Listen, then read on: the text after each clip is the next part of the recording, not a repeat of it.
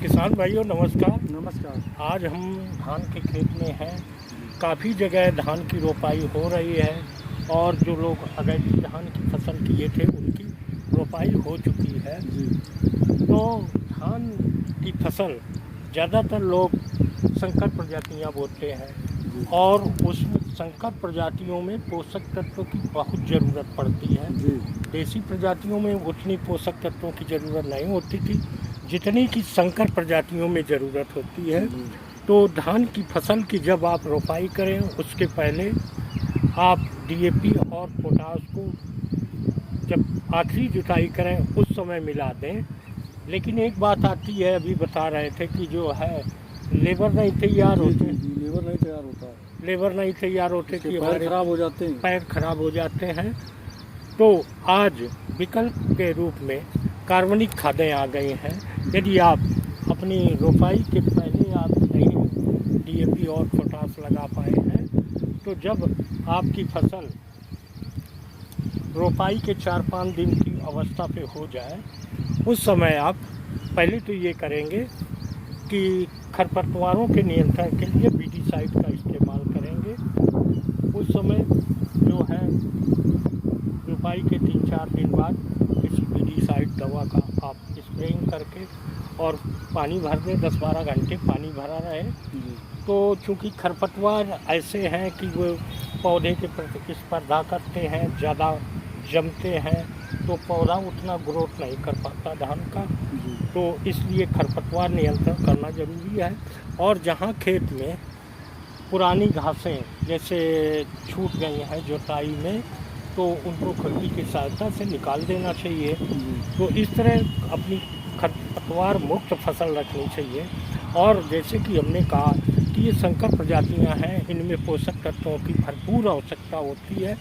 तो जब किसान वो बेसल ड्रेसिंग में दे नहीं पाता है तो जब आप वीडीसाइड का ये प्रयोग करें उसके 4-5 दिन बाद आप प्रोम ऑर्गेनिक डीएपी है और पोटास भी ऑर्गेनिक डीएपी है और भूम पावर, इसको जो है आप खड़ी फसल में बुरकाव कर दें।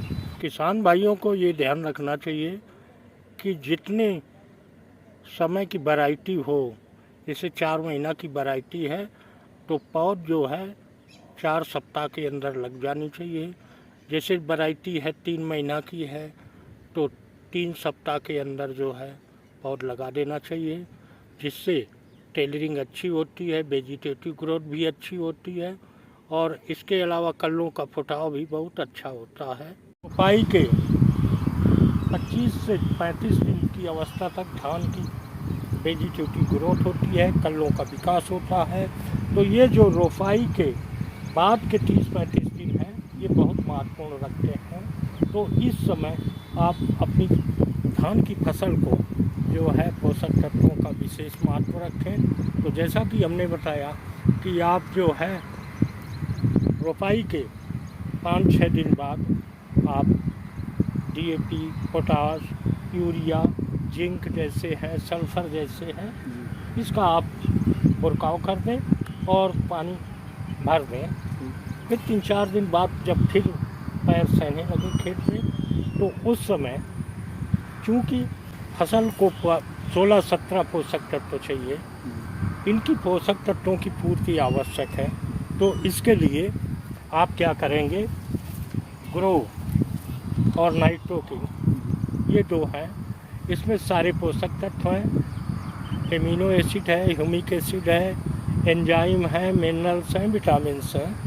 तो इनको क्या करेंगे कि 1-1 लीटर प्रति एकड़ के हिसाब से इसको आप किसी मिट्टी में या सड़ी गोबर की खाद में मिला के बुरकाव करके और पानी भर देंगे। तो आपके धान की फसल को जो है अच्छे से मुख्य पोषक तत्व, गौण पोषक तत्व और सूक्ष्म पोषक तत्व सारे उपलब्ध हो जाएंगे। मशीन से अगर स्प्रे किया जाए सर? हाँ, मशीन से स्प्रे कर सकते हैं। मशीन से स्प्रे करके आप इसका जो है कि ज़मीन पे ये पड़ जाना चाहिए, ज़मीन पर पड़ जाए। इसके बाद पानी भरा, पानी भर देना, पानी भरा। अगर पानी भरा हो डाले तो हाँ, पानी भरा हो, इसको पानी में मिल के और ये एब्जॉर्ब हो जाना चाहिए खेत के अंदर। तो इस तरह ये करते हैं। कहीं कहीं देखने को मिल रहा है कि धान की पत्तियाँ पीली तो जिंक की भी आवश्यकता होती है, क्योंकि बेसल डोसिंग में लोग कम ही डाल पाते हैं। वो इस हिसाब से डालते हैं कि जैसे 5 किलो प्रति एकड़ के हिसाब से जिंक की मात्रा बताई गई, तो वो जो है 5 किलो डालते हैं। चूँकि 21% है या 33% है, तो वो परसेंटेज निकाल के नहीं डालते हैं, लेकिन वो वज़न के हिसाब से डाल देते हैं। तो उस समय जहाँ खेत में पीलापन हो, उस समय चूँकि जिंक जो है क्लोरोफिल का निर्माण करता है और कलों का अच्छा विकास करता है, तो उसके लिए आप जिंक का ADTA फार्म में आता है, आपको दिखा दें, ये जिंक ADTA है। इसको 15 ग्राम टंकी के हिसाब से, और ये फेरी आप 15 ग्राम के हिसाब से इसको टंकी में, हाँ 15 ग्राम टंकी के हिसाब से इसको मिला लें। और ये ग्रो और नाइट्रोकिंग ये 40-40 ml प्रति टंकी के हिसाब से, और इसमें डाल 90 ये आप देख रहे हैं, ये 10 ml प्रति टंकी के हिसाब से मिला के पानी छिड़काव कर दें। जब पहली बार आप यूरिया की टॉप ड्रेसिंग कर रहे हों, बुरकाव कर रहे हों, उसके 8 से 10 दिन बाद आपको फिर से यूरिया देनी पड़ेगी। और ये यूरिया 40 किलो प्रति एकड़ के हिसाब से रखें। और कैल्शियम नाइट्रेट ये 4 किलो एकड़ के हिसाब से उसी यूरिया में मिला लें, क्योंकि इसमें नाइट्रोजन नाइट्रेट के रूप में है और कैल्शियम भी है। तो पौधों के कलियों का विकास के लिए और पौधों जो तने हैं उनकी मजबूती के लिए ये बेहतर काम करता है। तो इस तरह आप इसका इस्तेमाल करें।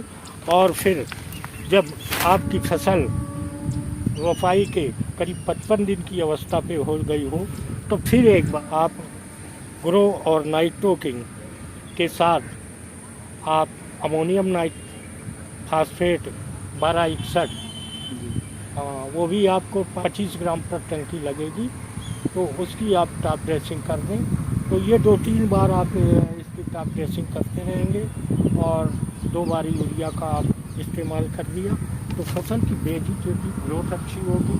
और ये जो फसलों में पीलापन दिखा रहा है, यदि फसल में फिर से पीलापन दिखे, वो जिंक की कमी से होती है, फेरिक की कमी से होती है, तो फिर आप फेरिक और जिंक का 15-15 ग्राम टंकी के हिसाब से फिर स्प्रे कर सकते हैं। तो ये जो पीलापन दिख रहा है ये सारा नहीं दिखेगा, और कलों का विकास अच्छा होगा